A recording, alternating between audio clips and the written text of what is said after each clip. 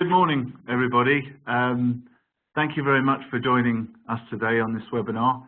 And for those that are watching the recording, then thank you very much for registering, and hope that you enjoy the next 40 minutes and find them worthwhile for your probably very busy day.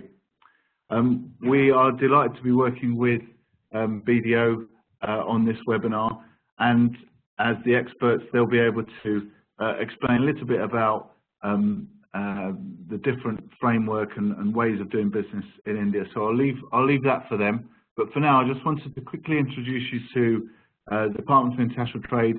For those that are not aware, we are the government department that supports business that are looking to expand internationally, and we obviously also support businesses that want to set up in the UK.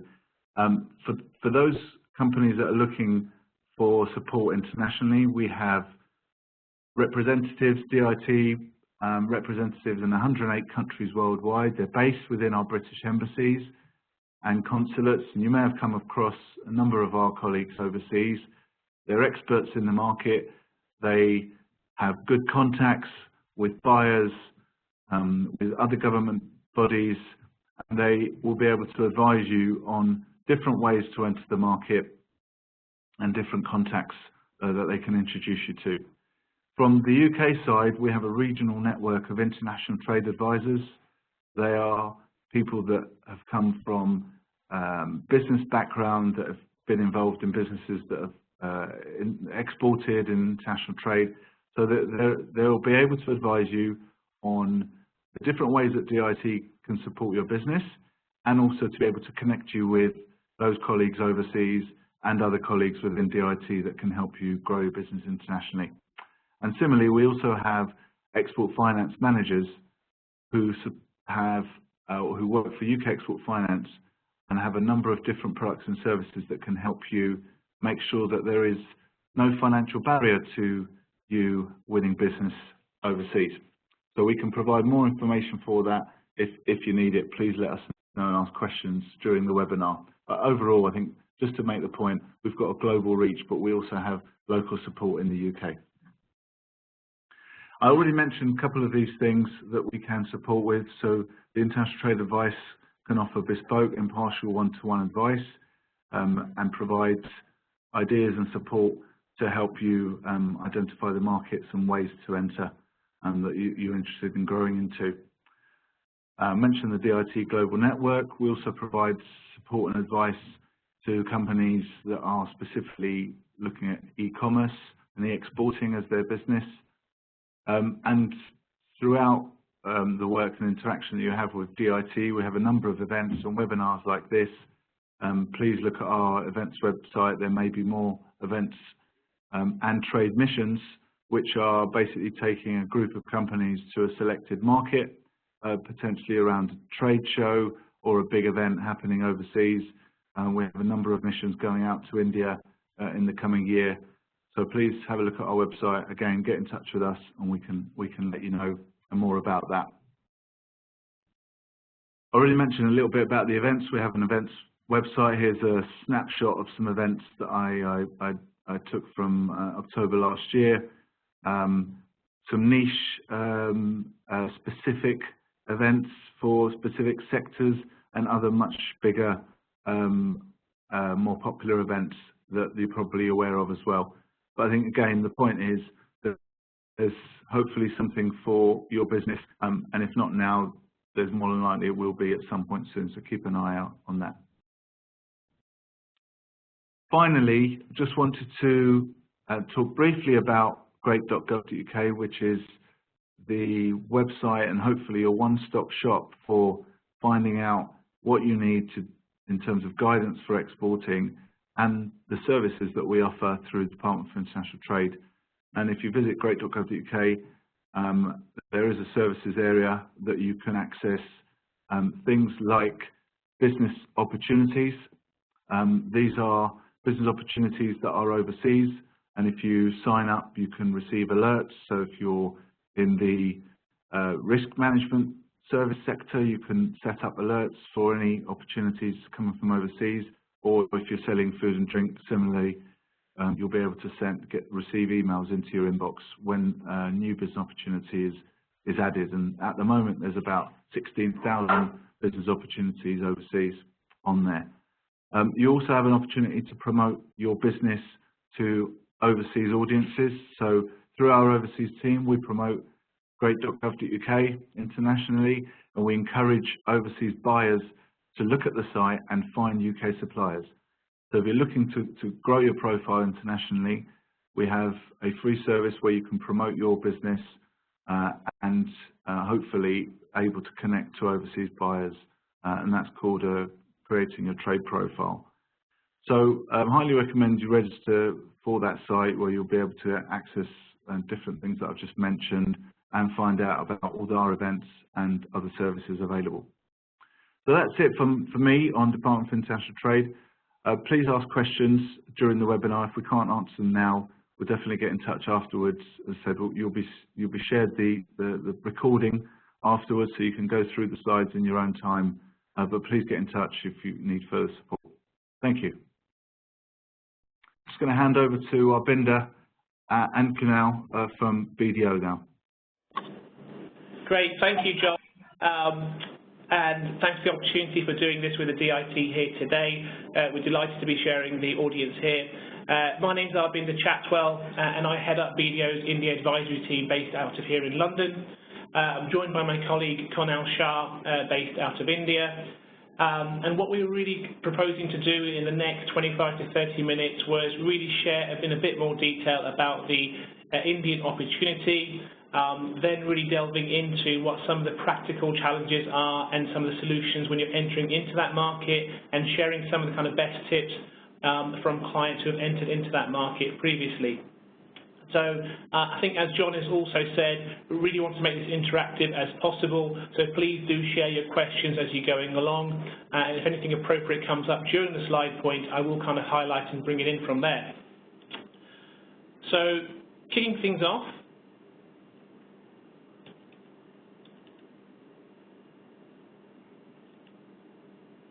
sorry, just waiting for slides to move there.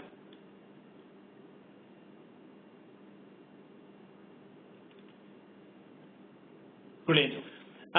So I'll probably kick off with just a bit of background and context about the Indian opportunity and why destination India.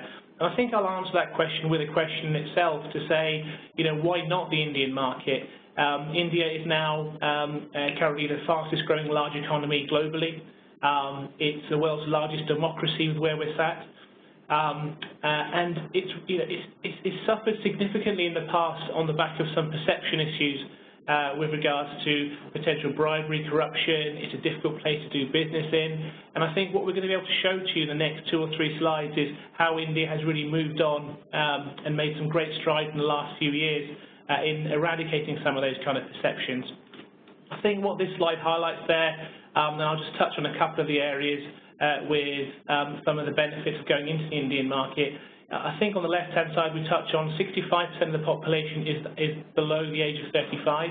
So from a demographic dividend perspective, there's a real fantastic young workforce to kind of work with. Even further than that, 50% of India's workforce is less than the age of 25 as well.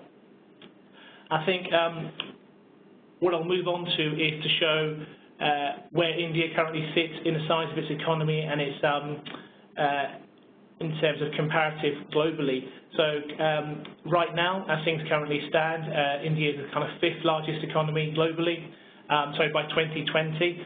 So on the left-hand side, we're looking at the GDP on a nominal basis, whereas the right-hand side is looking at that on a purchasing power parity basis. And I think this kind of really shows by the year 2030 how it will compare against the economies in both China and the US, with India being the 2nd largest on that basis. So from that perspective, it's had a fantastic growth trajectory. There's a number of sectors that have kind of opened up, which is helping kind of drive that piece. So from a market perspective, it's a great market and a great time to be entering into that market. I want to touch on briefly on some of the sectors, not only for today, but sectors that are kind of growing there.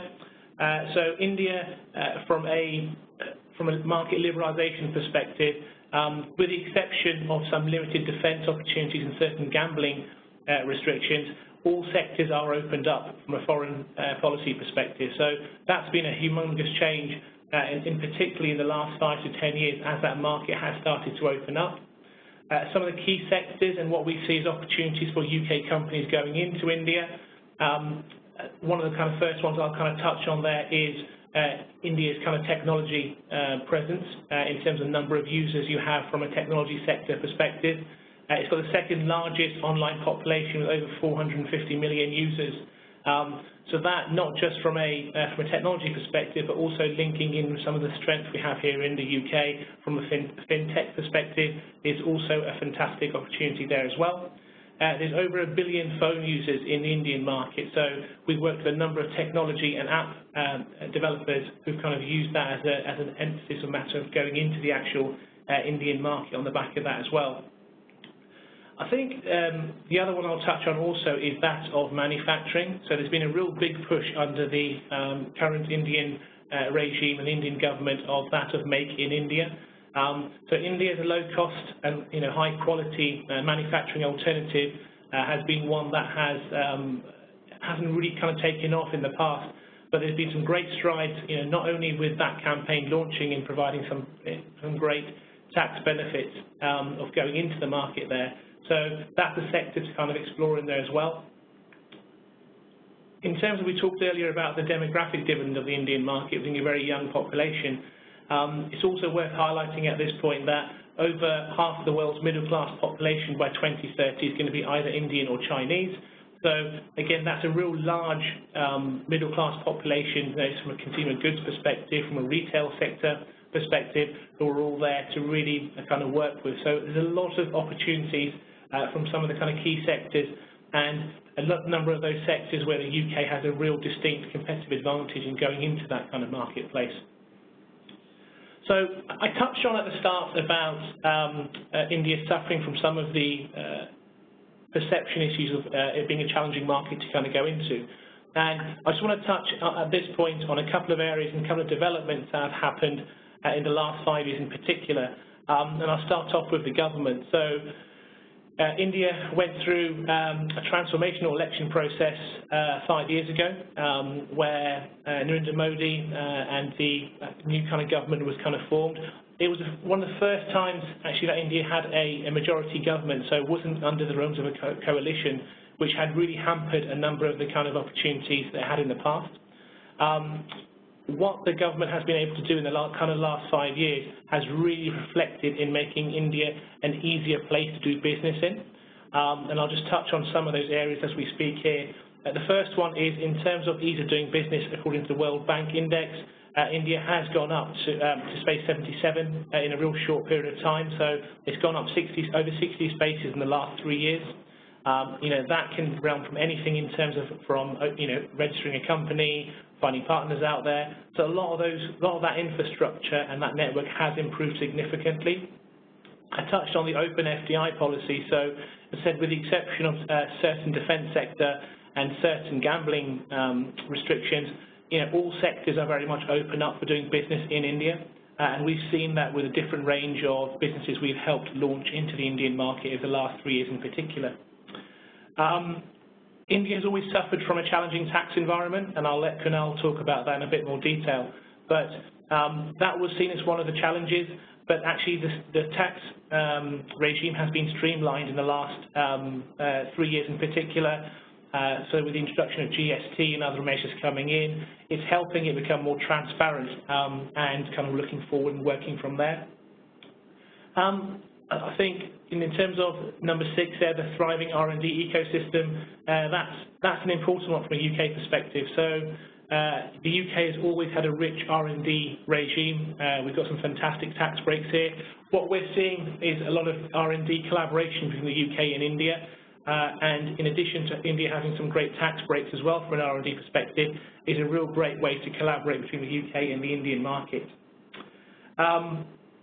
We've touched already on there about best-in-class human capital. So it's a real young economy in the sense of the workforce, but it's also a highly educated one. So if we look at the number of universities and educational institutions who are setting up in India to kind of help with that workforce, it's a real opportunity to kind of move forward with there as well. And I've also touched upon the digital first economy piece, so in terms of the number of users and the opportunities that you have there from a digital perspective, it's a real great time to kind of be working with that market. So I think what I'll propose at this stage is kind of pass it on to Kunal from BDO India, just to talk a bit more detail about how to set up in India, what some of the legal and tax considerations are. And I'll come back later on with some practical tips about what we've seen with companies who have actually gone into that market. So Kunal, over to you.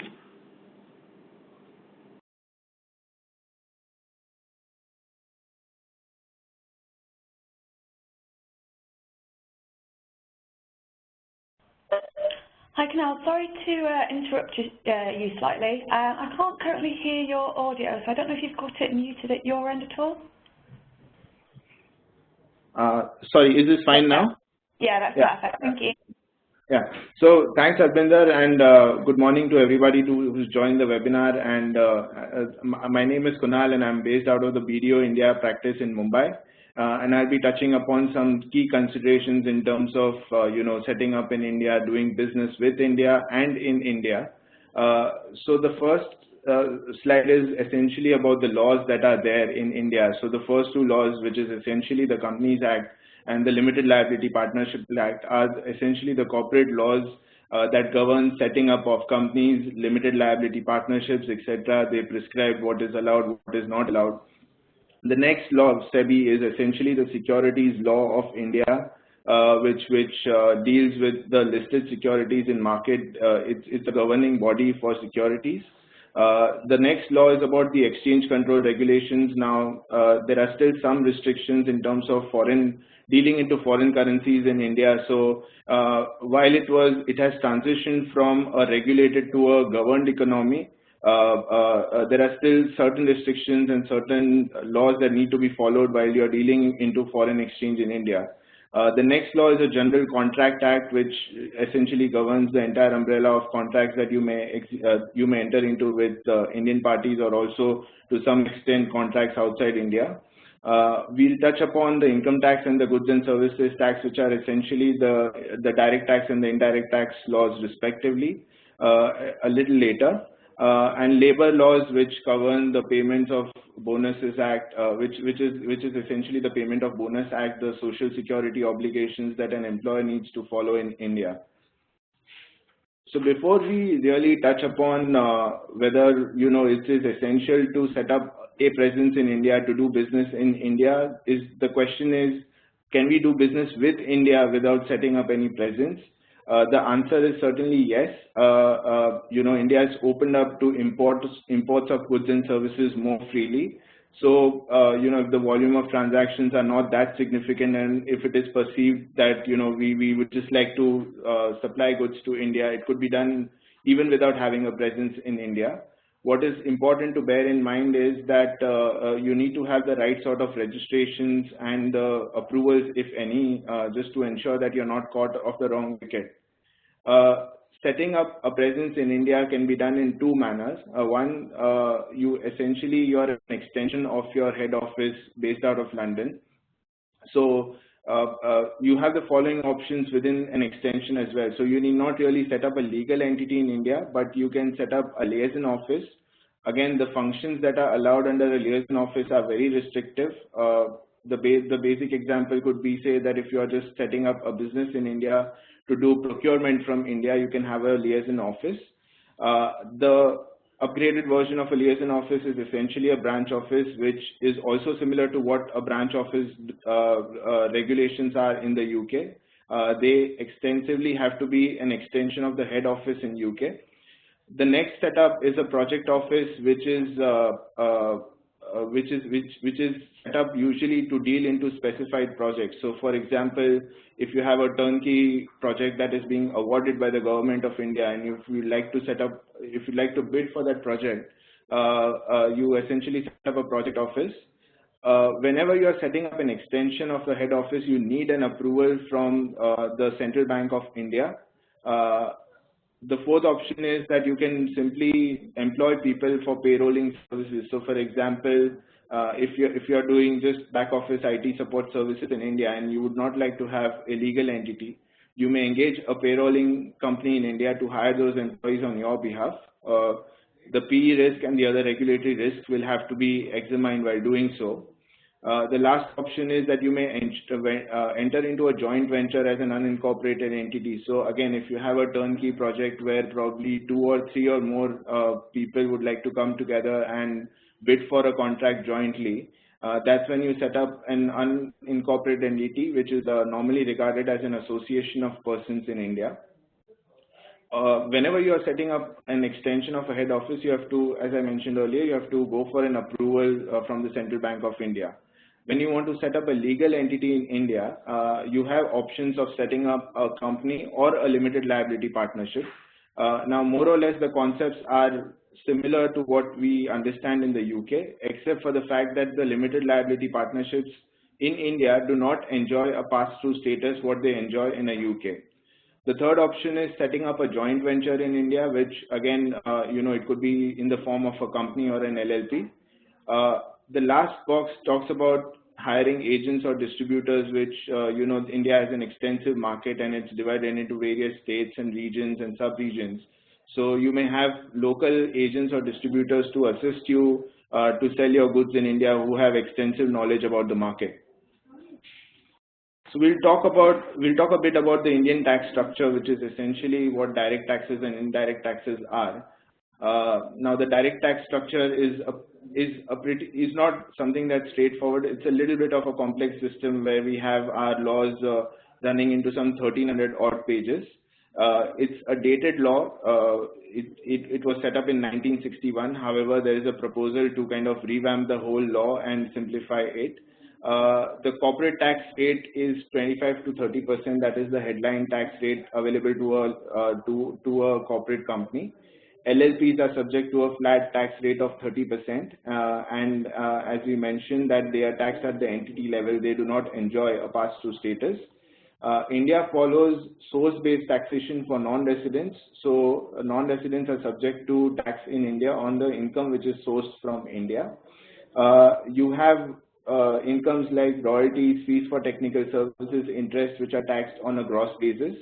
And if you have a permanent establishment in India, you are taxed on a net basis at a flat rate of at a base rate of 40%.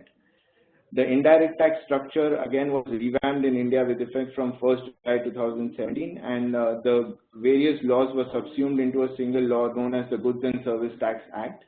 The tax structure under the Goods and Service Tax Act is 0% to 18%, 0% to 28%. With major of the services and goods being taxed at a rate of 18% to 12%. Imports, in addition to the GST, are also subject to a custom duty in India, and the exports of goods are usually exempt from levy of indirect taxes in India. Again, similar for services, imports of services are subject to an 18% GST rate in India, whereas exports are not subject to a GST levy. So obviously the intention has always been to promote exports from India, and that is why there are various GST exemptions on export services. There used to be a lot of SOPs earlier for direct taxes, if you are setting into specified regions or specified projects, etc.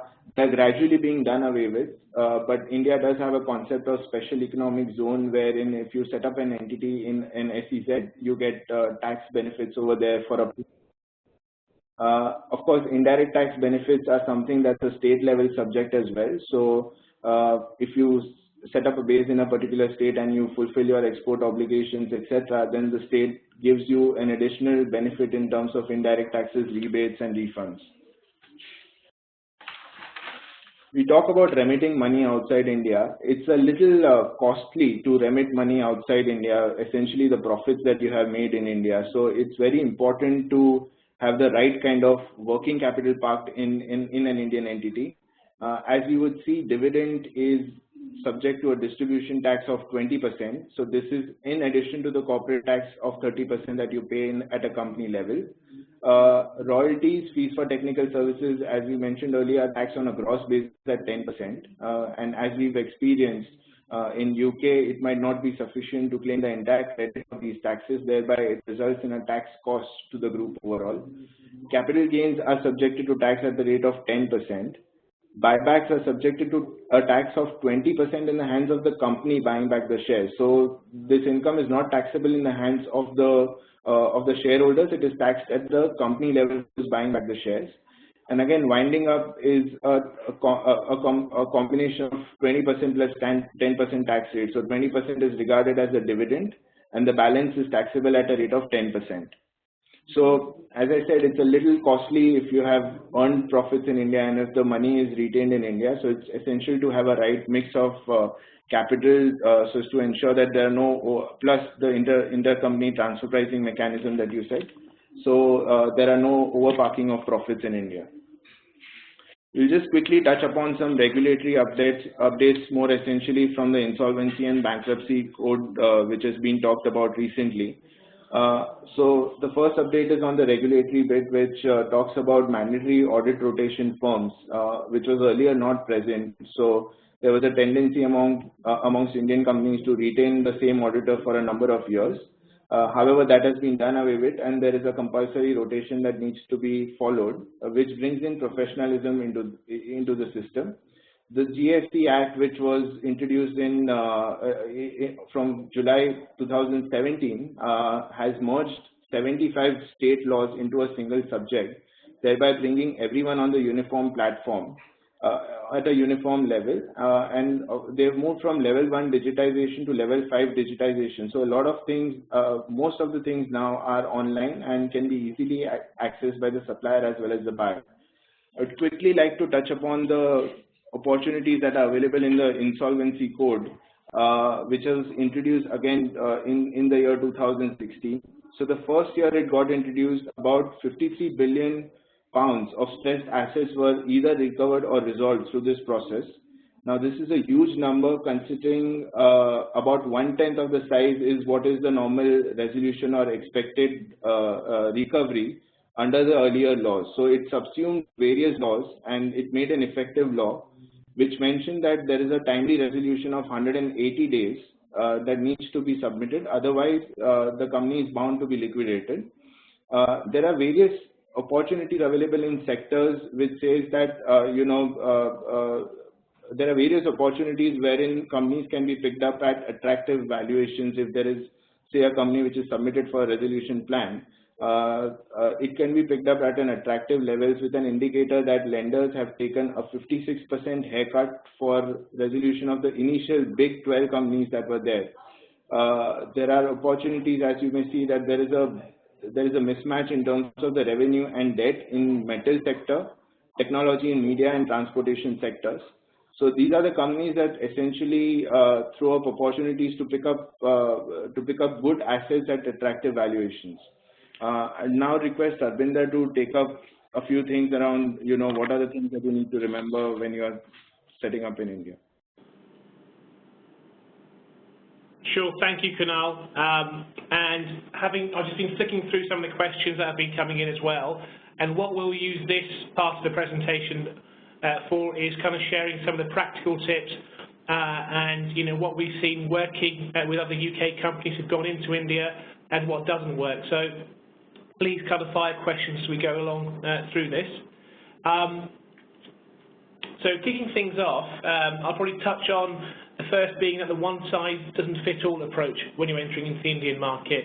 Those who have successfully entered into the Indian market have a clear plan of where they want to enter into India. So India is a huge market. The diversity from the north of India to the south of India is significant, even to the extent that some of the ad campaigns can vary from state to state. So I think it's very important before you go into the Indian market to really determine where in India you're going. Again, our friends at DIT can definitely help with this. So there's a lot of access to research that is available with the diversity in the states, which sectors are more prevalent in certain parts of the Indian market. So really make a decision where in the Indian market you want to be going into and then execute a plan. And I think then that building on to what Kunal has said in terms of your structure, etc., all of these things can happen later on, but it can vary from state to state. So it's very important that you get that right to start off with. I'll move on to India doesn't do business in, India does business in English. So what I'm meaning by this is I think India doesn't suffer from a language barrier. Communicating in India will not be an issue. English is a very widely spoken language in India. The challenge is from a cultural perspective, so there are some cultural differences, and this can be quite basic from the start of a working day to the longer working days in there as well. They're just really embracing and adapting that culture. Those who have succeeded in there have kind of really embraced that when entering into that market. So I have my counterpart who looks after the Chinese market. A big part of that has been around language, and as I said, language isn't the issue when you go into the Indian market. It's much more about appreciating that culture and that cultural diversity. I think another important point to note here is having a realistic time frame when you're entering into the Indian market. India is very much a relationship-driven country, so business is done on the back of some strong relationships and how that fits in. So factoring that into your timetable, even some of the smaller breakthroughs can take a fair bit of time, but once you're there and once you've built those relationships, it can really be a fruitful piece from there. So just making sure you have a realistic time frame when you're entering into that market. Moving forward, I think in terms of making sure you have an appropriate presence when you're going out there, Kunal talked about the right structure, so having, are you going to have a direct entry into it? Are you going to able to do business with India without having a legal presence? I think it's always important to make sure you have enough visibility when you're going over there.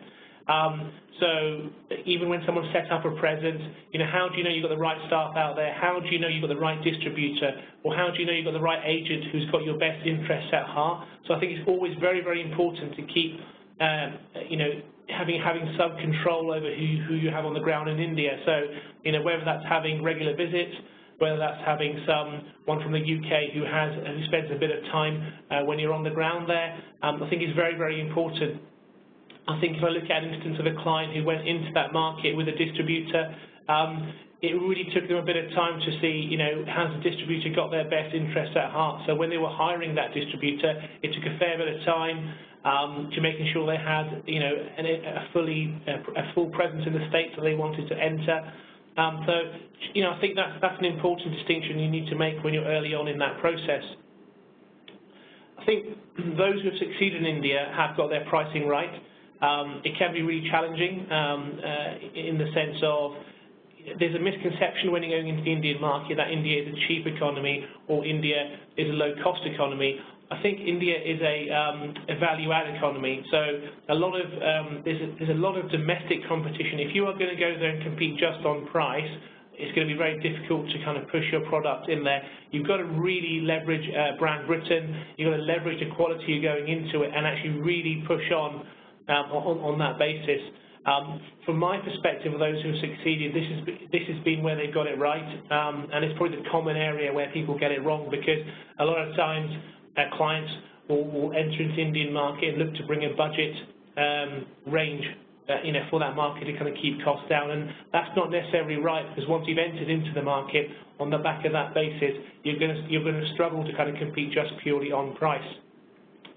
The final point on this slide is looking at hiring and firing and getting the right talent when you're going into the Indian market.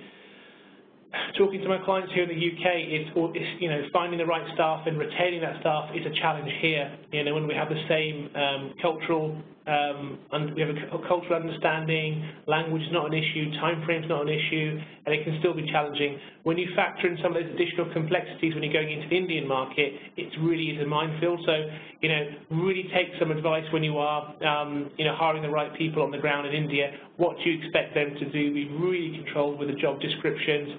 And use the expertise that are available out there before going in there, but really being quite being rigid with what it is that you actually need, and not necessarily looking at it from a UK lens in terms of what will succeed from a salesperson here in the UK is a very, very different skill set to what's needed for someone to succeed in the Indian market. So just taking that bit of, just factoring that into your kind of considerations in there as well.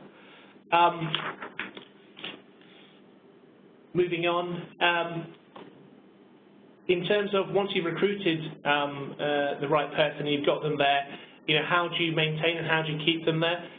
So from an attrition perspective, India is a very challenging market. There's a lot of, in terms of wage inflation is significant, so people do move on. There's a higher attrition rate, there's no doubt about that. But there are other things you can do to actually motivate, maintain and keep the staff there, so other than just the salary. I think the job title is very important when you go into the Indian market. So, a country head, a sales manager, etc. So just being a bit more creative around those areas can really help and help develop that.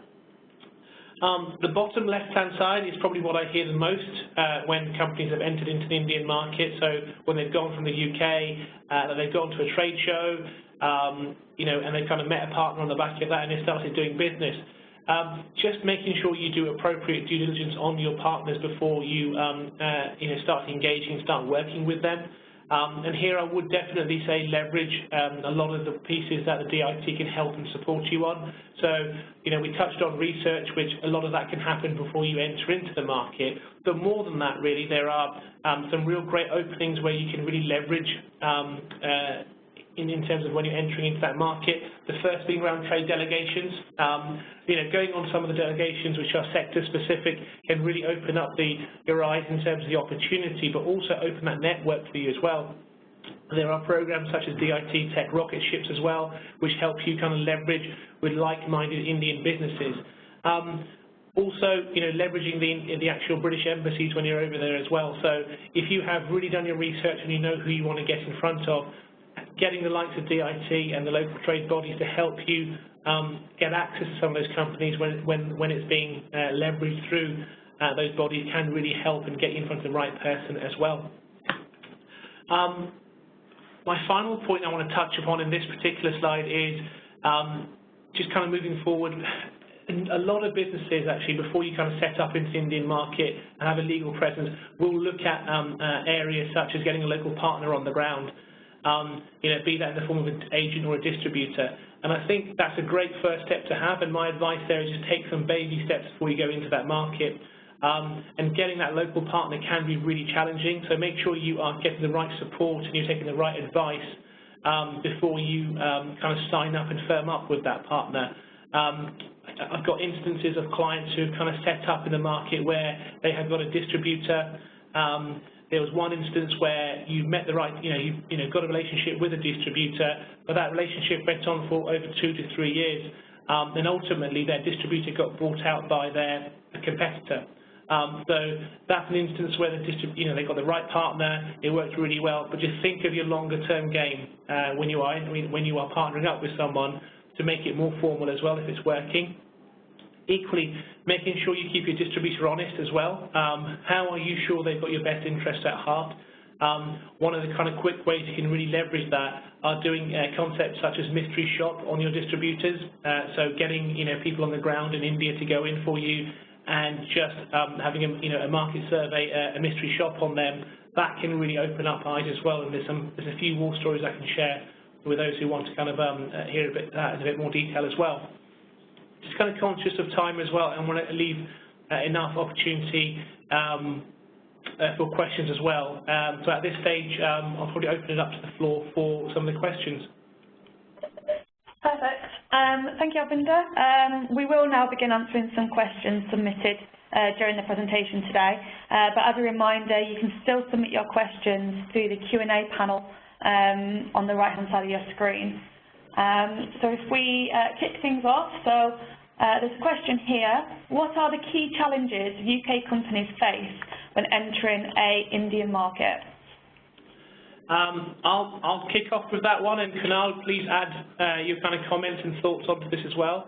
I think one of the kind of key pieces of challenges UK companies face when they go into that market is a little bit going into the unknown. Too many are looking to kind of set up a presence too quickly. They'll set up in terms of in Delhi or Mumbai, etc., without doing the appropriate research. So my advice would be take your time, have some baby steps. So I think Kunal's touched on his slide to say you can work with the Indian market without having an Indian presence. We also touched on earlier about having that research, with the likes of DIT. There's also another aspect to touch upon here as well, is that of having a launch pad. So there's an entity called UKIBC, which DIT works very closely with. They have a concept of having a launch pad where you actually enter into the UK market, the Indian market for a defined period of time.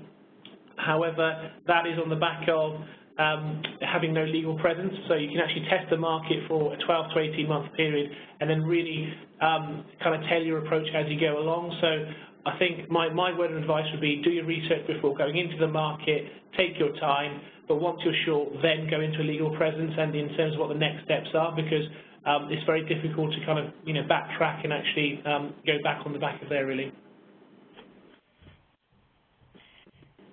Great, thank you. So we'll go to the next question now, which is, how is Brand UK perceived in India? Okay. I'll kick this one off, but Kunal, it'll be good to get your thoughts actually live there from India from that perspective. I think there's no doubt there's a special relationship between the UK and India. However, we're on a global platform here, so if you just got to go into some of the brands who are actually in the Indian market, be that from a retail perspective, consumer brands, this is, we're competing across the globe here. However, I have to say, from a UK perspective, there are some fantastic stories of how brand Britain has really helped business flourish. So one which I would encourage you to have a look at, offline, is that of Pavers Shoes. That's a fantastic British brand who have had more success in the Indian market than necessarily in the UK market, but a lot of their marketing that went into there was around being a British brand and actually leveraging it. And I think, for tying into my point I made earlier, it's very it's difficult to compete in the Indian market on price. You have to go on a differentiator. You have to go on some value add. And I think the British brand, if you've been out in London or a UK brand, I think it does add a lot of kind of perceived value and a piece out there. But it's very important for you to articulate that. I don't know, Kunal, if you have any other thoughts on that. Sure.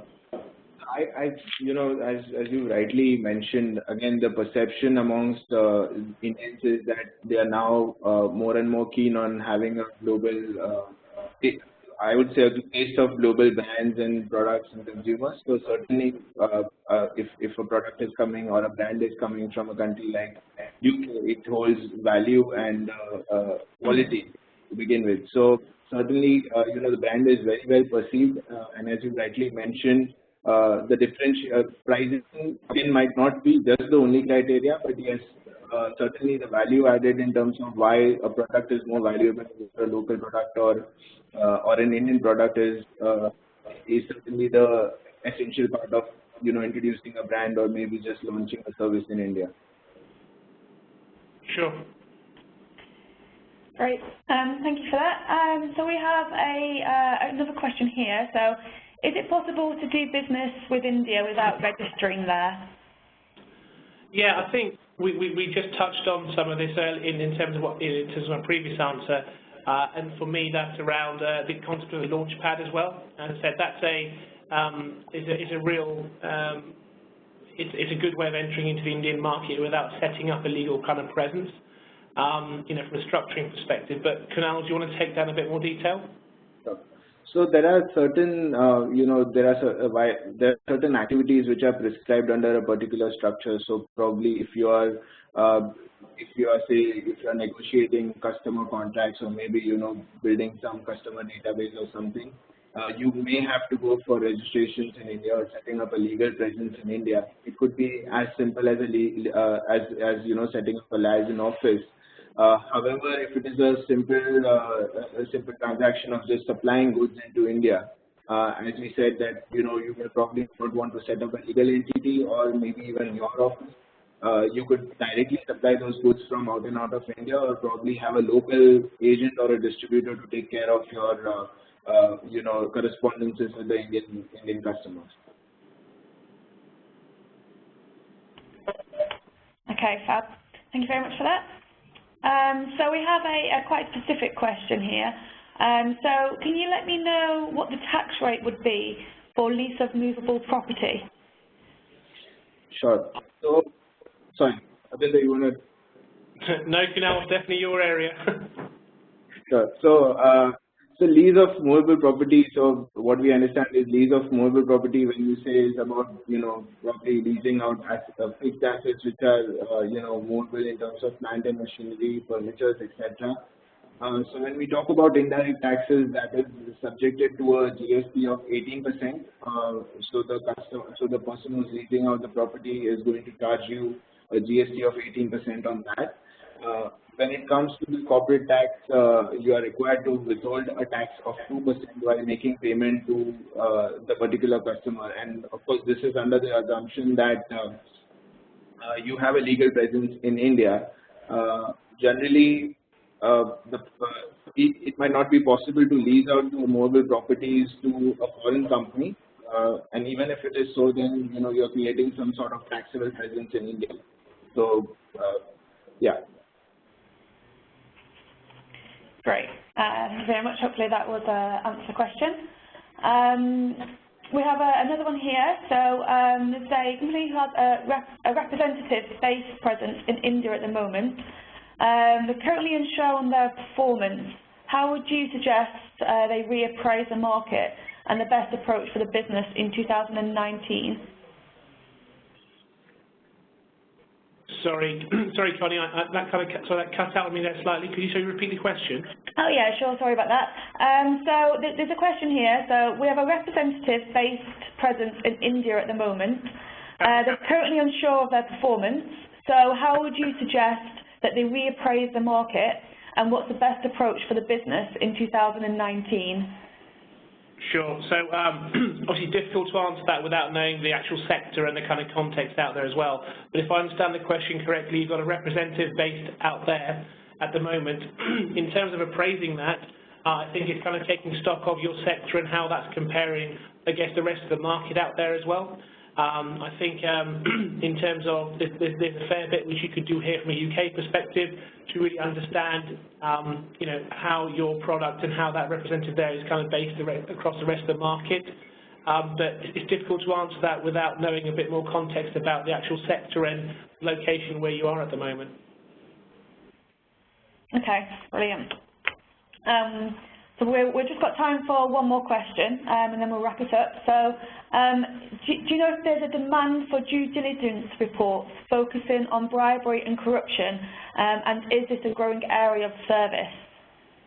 Sure. So let me touch on from a bribery and corruption perspective.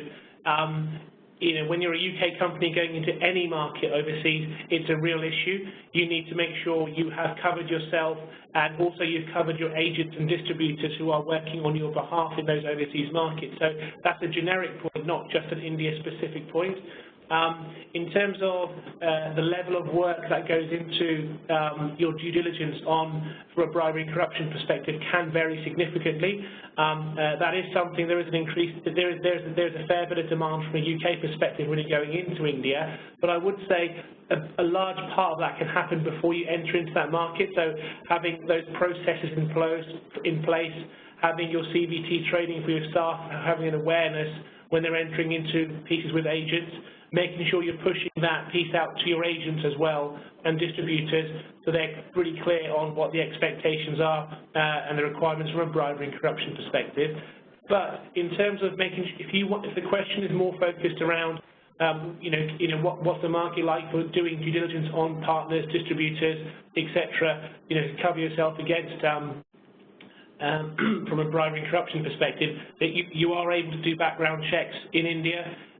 It's not readily available as it is in the UK market, but there are a number of risk agencies.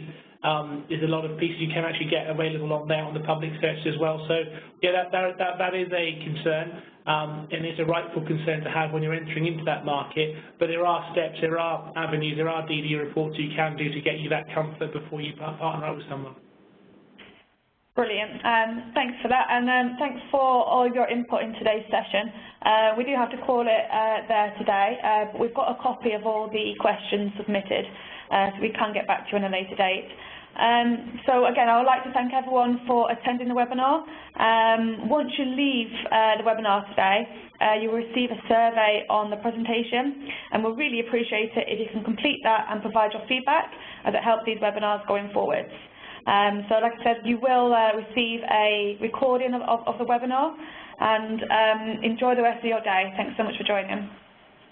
Thank you.